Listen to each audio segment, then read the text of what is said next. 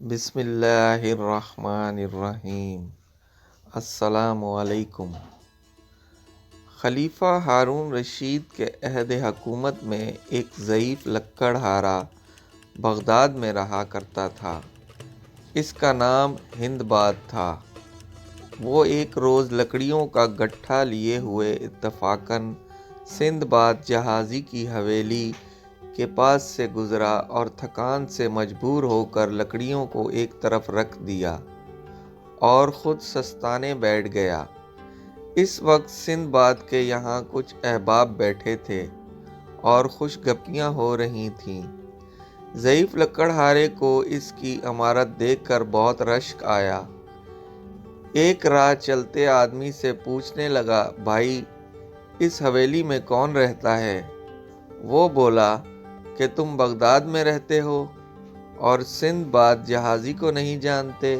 راہگیر تو چلا گیا لیکن لکڑہارا آسمان کی طرف دیکھ کر بڑبڑایا کہ خداوند، ہند باد اور سندھ باد کے ناموں میں کچھ فرق زیادہ نہیں، لیکن یہ کتنا امیر ہے اور میں کتنا غریب ہوں۔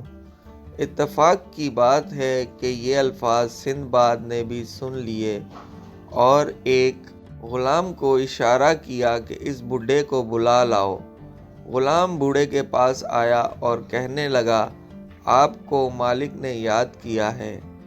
ہند باد کو تعجب ہوا کہ اس امیر کو مجھ غریب سے کیا کام ہوگا، لیکن وہ غلام کے کہنے پر اندر چلا گیا۔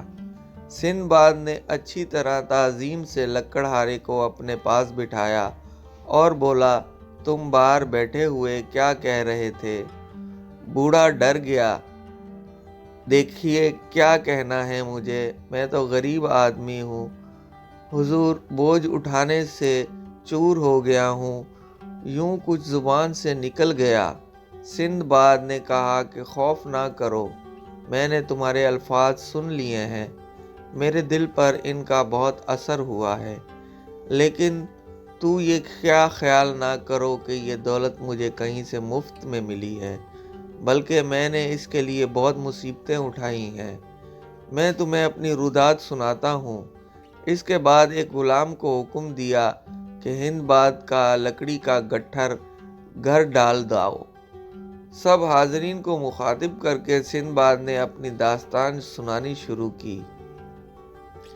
میرے والد بہت بڑے تاجر تھے، نقدی کے علاوہ جائیداد بھی کافی تھی۔ جب انہوں نے وفات پائی تو کل املاک میرے قبضے میں آ گئیں۔ نوجوانی کا زمانہ تھا، میں عیش و عشرت میں پھنس گیا اور بے دردی سے روپیہ خرچ کرتا رہا۔ آخر دولت کہاں تک ساتھ دیتی، سرمایہ ختم ہونے لگا تو آنکھیں کھلیں، جو جائیداد باقی تھی اس کو فروخت کر کے روپیہ اکٹھا کیا اور اپنے ملنے والے تاجروں سے مشورہ کر کے اسباب تجارت خریدا اور خدا کا نام لے کر ہندوستان کی طرف روانہ ہوا۔ ہمارا جہاز مختلف مقامات پر ٹھہرا۔ میں جو چیزیں ساتھ لایا تھا ان کو فروخت کرتا اور نیا مال خریدتا رہا، اور اس طرح میں نے معقول فائدہ حاصل کیا۔ ایک روز ہمارا جہاز ایک چھوٹے جزیرے کے قریب ٹھہرا اور ہم لوگ سیر کرنے کے لیے نیچے اترے۔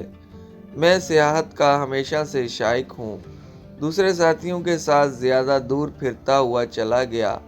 دفعتاً ایک زلزلے کا ایسا جھٹکا لگا، اس وقت جہاز کا کپتان چلایا، بھاگو بھاگو، جلدی کرو، یہ جزیرہ نہیں مچھی ہے اور ہم سب اس کی پشت پر پھر رہے ہیں۔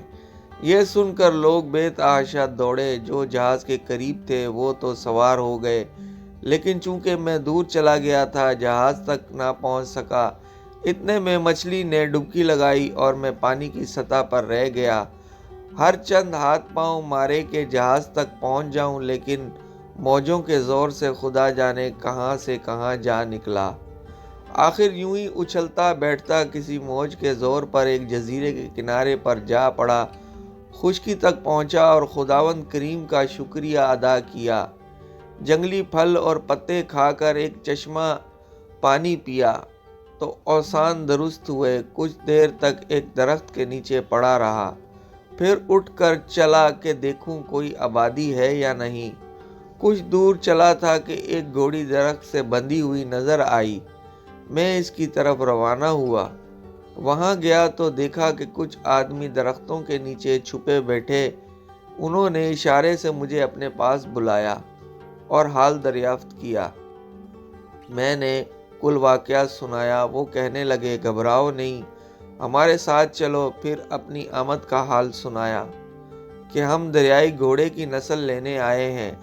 چنانچہ آج بھی شاہی گھوڑی اسی لیے لائی گئی ہے کہ جب دریائی گھوڑا اس سے مل لے گا تو شور کر کے اس کو بھگا دیں گے، کیونکہ دریائی گھوڑے کا قاعدہ ہے کہ مادہ کو ملنے کے بعد زندہ نہیں چھوڑتا۔ میں ان لوگوں کے پاس ہی چھپ کر بیٹھ گیا۔ تھوڑی دیر بعد گھوڑا پانی سے نکلا اور گھوڑی سے جفتی کی۔ جب فارغ ہوا اور گھوڑی کو مارنا چاہا تو ہم نے شور مچا کر اس کو بھگا دیا۔ اس کے بعد ہم گھوڑی لے کر شہر آ گئے۔ ان لوگوں نے میرا قصہ بادشاہ کو سنایا۔ اس نے مجھ پر بہت مہربانی کی، کھانے پینے کا انتظام کیا۔ میں نے سب علاقہ دیکھا، لوگوں سے ملا، وہاں کے رسم و رواج معلوم کیے۔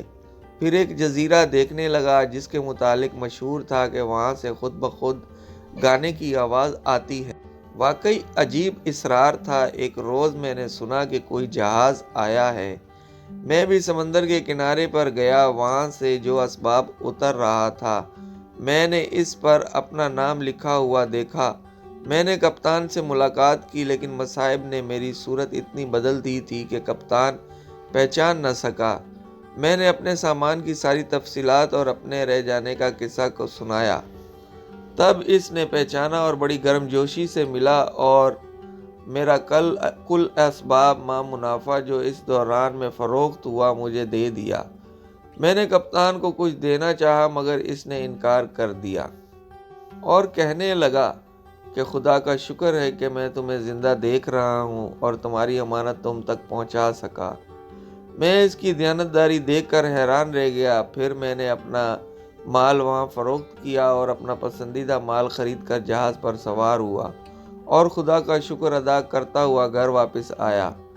اس سفر میں مصیبت تو بہت پیش آئی، لیکن منافع بھی اتنا ہوا کہ شاید عام حالات میں 10 برس میں بھی نہیں ہوتا۔ اس کے بعد سندباد نے ایک تھیلی دینار کی بڈھے لکڑہارے ہندباد کو دی اور کہا کہ کل پھر آنا، اپنی باقی داستان زندگی بھی سناؤں گا۔ روپیہ پا کر بوڑھا خوشی خوشی گھر گیا۔ اگلے روز اچھا لباس پہن کر وقت مقررہ پر سندباد کے محل میں پہنچ گیا۔ سندباد نے اپنے دوسرے سفر کا حال سنانا شروع کیا۔ پہلے سفر کے بعد میرا ارادہ تھا کہ اب دریا کا سفر نہیں کروں گا، لیکن چند روز آرام کرنے کے بعد پھر میرے دل میں سفر کا شوق پیدا ہوا۔ چنانچہ میں نے مال و اسباب تجارت خریدا۔ ایک جہاز جو کہ بہت سے تاجروں کو لے کر جا رہا تھا، اس پر سوار ہو گیا۔ ہم ہفتوں سفر کرتے رہے، بہت سے جزیروں میں مال فروخت کیا، وہاں کا مال خریدا اور آگے کی طرف روانہ ہوئے۔ میں نے ہفتوں میں کافی منافع حاصل کر لیا تھا۔ ایک روز ہم کئی دن کے سفر کے بعد ایک ویران جزیرے کے قریب پہنچے اور سوختہ پھل حاصل کرنے کے لیے وہاں ٹھہر گئے۔ میں دور تک جزیرے کی سیر کرتا ہوا نکل گیا۔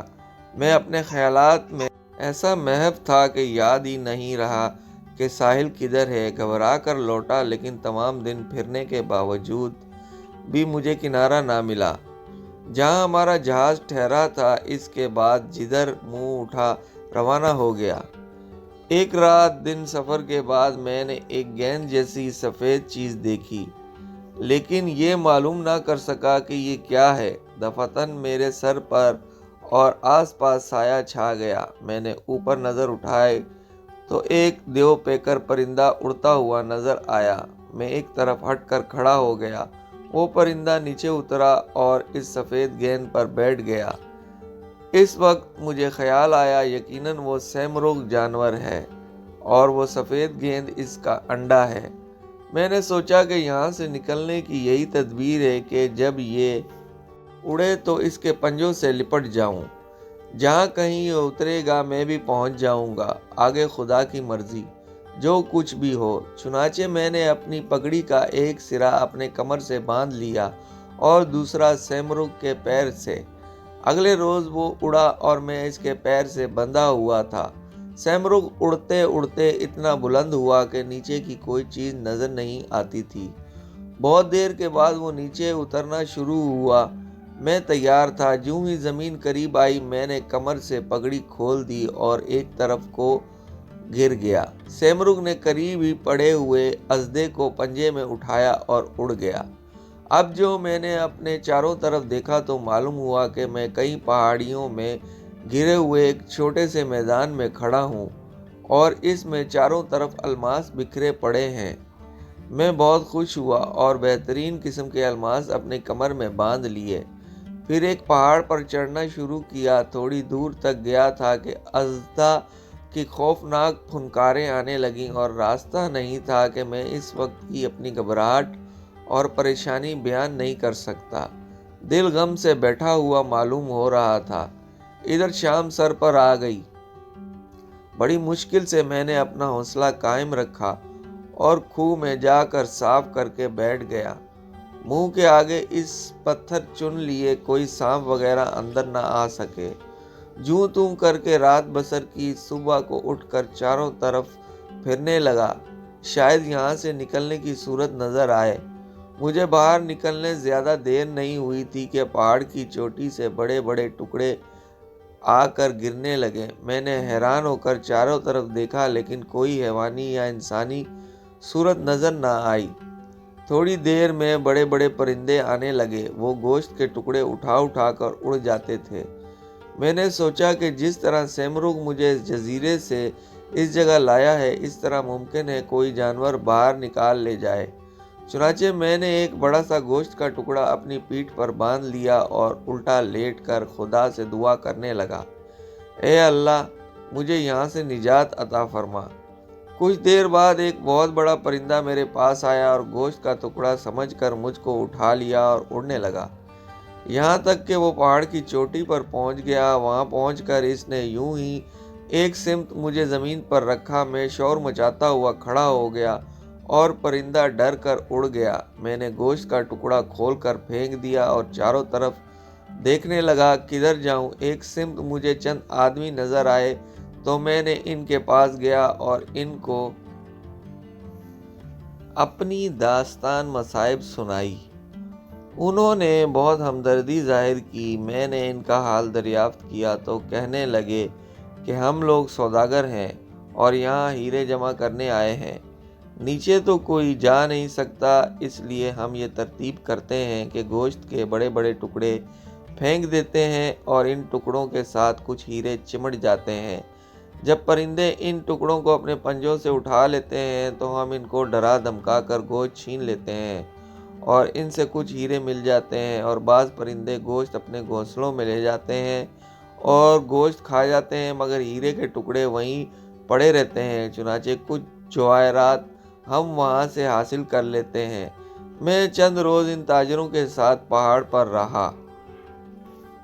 میں پھر ان کی رہبری میں جزیرہ روحا میں آ گیا۔ کچھ جواہرات فروخت کر کے بہت سا اسباب تجارت خریدا اور جہاز میں بیٹھ گیا۔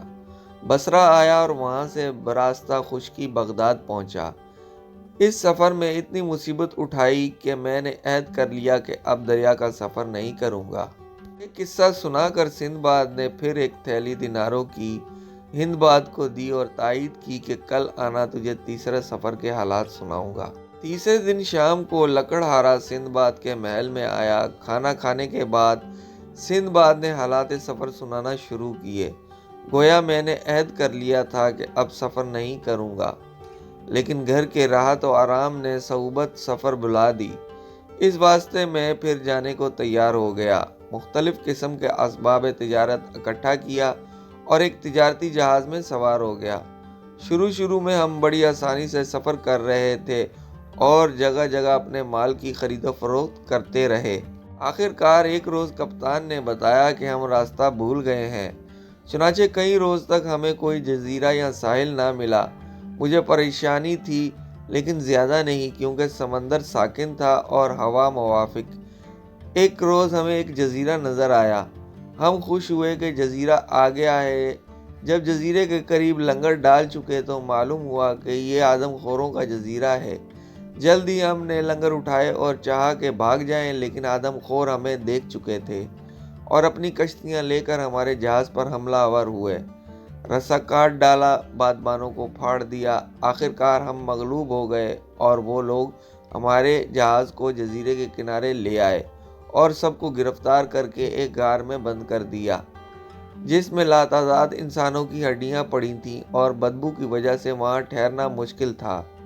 تھوڑی دیر میں ایک بنمانس وضع کا آدمی آدم خور آیا، جو کہ بہت گرانڈیل، قوی، ہیکل نما تھا، انسان تھا۔ اس نے ہم میں سے ہر ایک کو اٹھا کر دیکھا کہ تیار اور موٹا کون ہے۔ اس نے دیکھ بھال کر کے جہاز کے کپتان کو پسند کیا اور اپنے ساتھیوں سے کچھ کہا، جس کا ارادہ یہ معلوم ہوتا تھا کہ اس کے کباب بناؤ۔ جب وہ کپتان کو لے گیا تو ہم زاروں قطار رونے لگے کہ باری باری سب کا یہی حشر ہوگا۔ صبح کو وہ جنگلی لوگ بہت سے جنگلی پھل ہمارے پاس ڈال گئے، لیکن جہاں سامنے موت کھڑی نظر آ رہی ہو، پھل کون کھائے؟ جب ہم اس طرف متوجہ نہیں ہوئے تو ان لوگوں نے زبردستی ہمارے منہ میں پھل ٹھونس دیے اور مجبور کیا کہ کھائیں۔ ہمارا سارا دن رونے میں گزر گیا۔ شام کو وہی سردار پھر آیا اور ایک آدمی کو چھانٹ کر لے گیا اور کمبخت سب مل کر اس مجبور کو بھی کھا گئے۔ رات کو ہم لوگوں نے مشورہ کیا کہ موت سے بہرحال رہائی ممکن ہے، پھر کیوں نہ فرار کی کوشش کی جائے۔ بچ کر نکل گیا یارا، یہ قسمت کے ہاتھ میں ہے، یوں بھی یہ سب ایک ایک کر کے بھون کھائیں گے۔ تجویز منظور ہو گئی اور ہم دن بھر ادھر ادھر گھوم کر لکڑیاں جمع کرتے رہے تاکہ ہم کوئی معمولی سی کشتی تیار کر لیں۔ رات کو ہم نے ڈنڈے باندھ کر کچھ کشتیاں بنا لی اور جب وہ سب سو گئے تو ہم اٹھے اور کباب بنانے کی سلاخوں کو خوب گرم کیا، اور سردار جہاں سو رہا تھا خاموشی سے جا کر اس کی آنکھوں میں گرم سلاخ پیوست کر دی۔ شدت درد سے وہ چلانے لگا۔ ہم کشتیوں میں بیٹھ گئے، ہر طرف سے وہ آدم خور جمع ہو گئے اور پتھروں کی بارش کر دی۔ ان کی زد سے ہم بچ گئے۔ میں جس کشتی میں سوار تھا وہ موجوں کے بہاؤ سے ایک دوسرے جزیرے کے کنارے جا لگی۔ ہم اس سے اتر کر جزیرے میں پہنچے اور دم لینے کو ہم ایک درخت کے نیچے لیٹ گئے۔ چونکہ ہم تھک کر چور ہو گئے تھے اس لیے لیٹتے ہی آنکھ لگ گئی۔ معلوم نہیں کب تک سوئے، دفعتاً میری آنکھ کھلی اور چرچر کی آواز آئی۔ اس وقت رات ہو گئی تھی۔ پھر جب میں نے چاندنی میں دیکھا تو معلوم ہوا کہ میرے ایک ساتھی کو اژدھا نگل رہا ہے اور چرچراہٹ اس کی ہڈیاں ٹوٹنے کی ہے۔ یہ حالت دیکھ کر میرا بدن شدت خوف سے سرد ہو گیا اور میں سر سے لے کر پیر تک کانپ اٹھا۔ میں نے آہستہ سے دوسرے ساتھی کو بیدار کیا۔ ہم دونوں بھاگ کر ایک درخت پر چڑھ گئے، لیکن میرا ساتھی اژدھے کے ہاتھ آ گیا اور وہ اس کو بھی کھا گیا۔ میں جوں توں کر کے کشتی تک پہنچا اور اس میں پڑا رہا۔ رات دعائیں کرتے کرتے گزر گئی۔ صبح کو میں نے کشتی سمندر میں چھوڑ دی اور پھر قریب ہی مجھے ایک جہاز جاتا نظر آیا۔ میں نے اپنی چادر ہوا میں گھمائی۔ زندگی کے دن باقی تھے۔ اہل جہاز نے مجھے دیکھ لیا، جہاز میرے قریب لائے اور سوار کرایا۔ اس جہاز کا کپتان وہی تھا جس کے ساتھ میں نے دوسرا سفر کیا تھا۔ وہ بڑی پرتپاک سے ملا، کل حال دریافت کیا اور بڑی محبت سے سلامتی جان کی مبارکباد دی اور کہنے لگا کہ خدا کا شکر ہے کہ تم مل گئے۔ تمہارا وہ مال ابھی تک میرے پاس امانتاً موجود ہے جو پہلے سفر میں رہ گیا تھا۔ میں نے کپتان کا شکریہ ادا کیا کہ اس نے نہ صرف میری جان بچائی بلکہ میرا مال بھی عطا فرما دیا۔ میں نے اپنا مال لیا اور مختلف ملکوں میں فروخت کرتا ہوا سلہٹ پہنچا۔ وہاں سے اور مختلف چیزیں لیں اور پھر وطن واپس آ گیا۔ گو مصیبتیں تو بہت پڑیں، لیکن میں نے منافع بھی اتنا حاصل کر لیا کہ اگر زندگی بھر بیٹھ کر کھاتا تو کافی تھا۔ چنانچہ اس مرتبہ میں نے ارادہ کر لیا کہ اب گھر سے باہر قدم نہیں رکھوں گا۔ سندباد نے پھر 100 دینار کی تھیلی ہندباد لکڑہارے کو دی اور اگلے روز آنے کو کہہ دیا تاکہ چوتھے سفر کے حالات سن